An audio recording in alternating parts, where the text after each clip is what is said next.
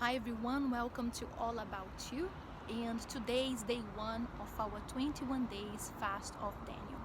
If you don't know about the 21 days fast of Daniel, you can click the link below to find out more. If you'd like to join us, I am sure that your life will never be the same. So during this period of time, we're not only going to be abstaining from things that do not add anything to our spiritual lives or distract us, spiritually speaking, but we are going to use this time to invest in our communion with God, adding things to our lives, so making changes to our lives that can actually bring us closer and closer to God. For those who want to receive the Holy Spirit, to be baptized with the Holy Spirit, or to be renewed in their spiritual lives. So in order to help us be even closer to God, we're going to be dedicating these 21 days, giving you tips and advices in regards to our discipline. Some of you have heard messages already talking about the importance of being disciplined. You know that without discipline, we cannot be closer to God. If we are not disciplined, we can lose our salvation. If we are not disciplined, we can lose our marriage, we can lose our families, we can lose our health. Without discipline, we cannot please God. We cannot stay away from what is wrong. So we need to put into practice discipline in all the areas of our lives. And today we are going to start with our time. So in order for us to invest in all the other areas of our lives, when it comes to discipline, and even to apply this discipline in our lives, we need to make time. We need to make time. If you don't make time for it, you're not going to achieve it. So how can you work on it? How can you invest time? How can you be disciplined with your time? I'm gonna give you an example. It's like when you work, you have a work and you receive your salary monthly. So many people receive the very same amount, but not everyone knows how to administrate what they receive well enough. And many people end up getting into debt because they were not disciplined about what they received, what was given to them. So they receive that amount and they end up spending with things that they like, going out, enjoying life, or spending on things that they cannot afford at that moment. It's too much for them. So it's like everything is all over the place. They end up feeling lost at the end of the month when they look at the bank accounts. Actually, even before the month ends, maybe even halfway, they're already, oh my God, where did the money go? So today we're not talking about finances yet, but this is just a comparison. This is just a comparison for you to understand, because it's exactly how it works. All of us were given a day. All of us were given a time. But the way we spend it will make a huge difference in how our lives is, in all the aspects of our lives. So what happens when we receive the money? People receive, and because they don't know how to administrate, what is going to happen? They're not going to have that sense of, okay, this month I cannot spend on this yet, so I'm going to wait for next month for me to buy this. Or I'm going to put money together, I'm going to save some money so that I can purchase that I really like. Or, okay, I really like this bag, but do I really need this bag right now? If I buy this bag that I really loved, will I be able to pay the light? Will I be able to pay the gas at the end of the month? If I buy these shoes that I love it's on sales, it's the last one. If I buy these shoes, will I be able to buy food? Will I be lacking food in the house? So there are many people who don't think about that because they need to learn how to establish priorities. So in the same way that they need to establish priorities when it comes to their salary, how to spend their money, we need as well to set priorities when it comes to how we spend our time. You need to set priorities. Without priorities, what is going to happen? It's like buying that bag and at the end of the month they cut off your light because you didn't have enough money to pay for it. So once you understand and you respect the priorities that you have in your life, that's when you're going to start seeing results. How? Our God has set priorities for us, and the number one priority is our spiritual lives.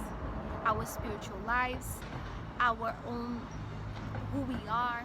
Then if you are married, your husband, and then your family, and then the other areas of your life. You need to set priorities right. You need to ask God for wisdom in order to get there. There are certain things, as I said, these three cannot be touched, especially your marriage. So it's your spiritual life, yourself, your marriage, and then your family and all the other areas of your life. So your choices will be based on this. Okay, if I don't pay the light, or if I don't buy food, which is the most important thing, right? Water, food in your life. Talking about finances, talking about what you're going to do with your salary. You need to have food. You need to have water. If you have no food, you cannot go on. You cannot work. You cannot help anybody. You cannot do anything. If you don't have water, you cannot survive. So you need to make sure these things are met. But there are many people that when it comes to their time, it's like they skip buying the food and they start going and buying shoes and buying bags or buying other things that are not so important as the food and the water. So you need to set time aside. Of course, we're going to invest, we're going to talk more about the areas. We're not going to talk about everything today. Today is just the time, okay? So once you set these priorities in the right place, and once you respect these priorities, then you're going to see the results in your lives. Because of stubbornness, many people become indisciplined. And when they become indisciplined, that's when they don't respect what they need to respect, okay? So maybe you're not setting time correctly because you have been stubborn. You keep on, setting priorities all wrong, mixing up priorities. Like for example, if your husband asks you for something, and then a friend of yours asks for something, and then what do? You choose your friend. Oh honey, you have to understand, this friend of mine asked me for this. This is to set priorities wrong, because your friend is not above your husband. And so on and so forth. We're going to talk about marriage too, but not today, okay? So we're going to read together, because for every word of discipline that you receive, and today we are talking about time, there is a word for that, and we're going to meditate on these words, okay? So today we are going to meditate on Ecclesiastes chapter 3 from verse 1. Okay, so let's read together. To everything there is in season, for everything there is a season, a time for every purpose under heaven. To everything, I'm gonna speak slowly now for you to get it right. There is a season, a time for every purpose under heaven. So maybe you're saying, I have no time for anything. I don't have time to read the Bible. I don't have time to meditate. I don't have time to read a book in the church. I don't have time to seek the Holy Spirit. I don't have time to breathe. But God said that there is a time for everything. So the problem is not lack of time. The problem is how you have been spending it. Okay? So continuing. A time to be born and a time to die, a time to plant and a time to uproot what was planted, a time to kill, of course not physically, you're not gonna kill anyone, and a time to heal. As you meditate on these things, and we are going to meditate on these things which relate to different areas of our lives, you're going to understand them better, okay?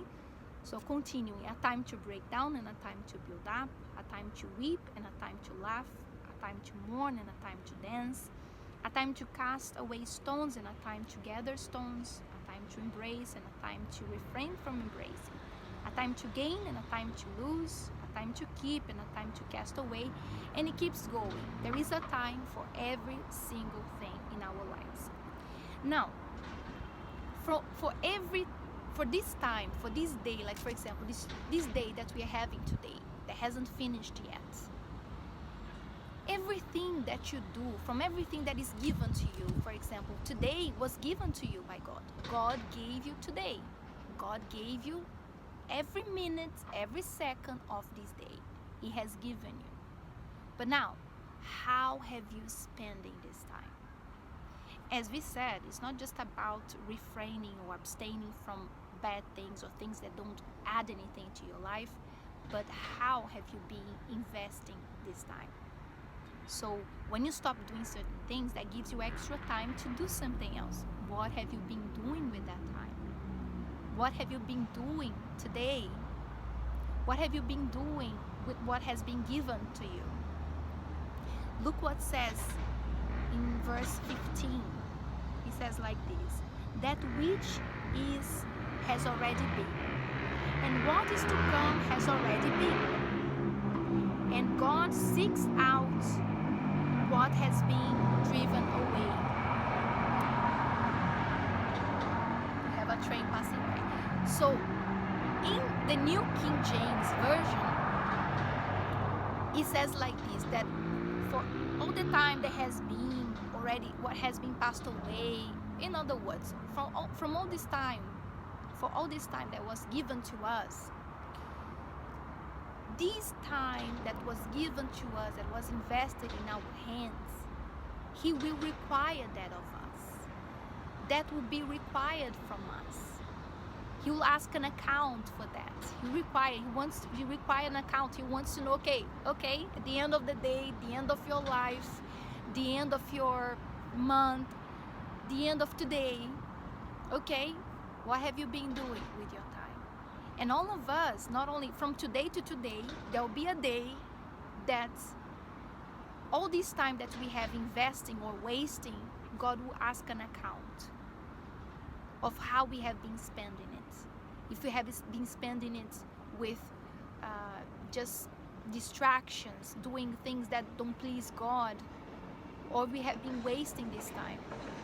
How have you been using this time in regards to all the areas of our lives? When it comes to our spiritual lives, our family, our parents, our husbands, those who have children, with the health, all of this will be required from us. So, depending on how you spend your time, God is going to require it of your hands. So, if you have been stubborn, if God has already told you, look, this is not the most important thing, you're putting other things above your priorities, and that's why things are not going well for you. You're going to decide to not be stubborn anymore, and you're going to obey. You're going to respect your priorities. The priorities according to God, not according to what you like, not according to what you feel like, but according to God. Because all those who choose to be disciplined, to obey what God says to them, how things are really supposed to be, they will bear the fruits, the good fruits in their lives. When it comes the day that all this time will be required from our hands, when God will ask an account for everything that we have been doing with this time, we are going to be approved by Him. All right?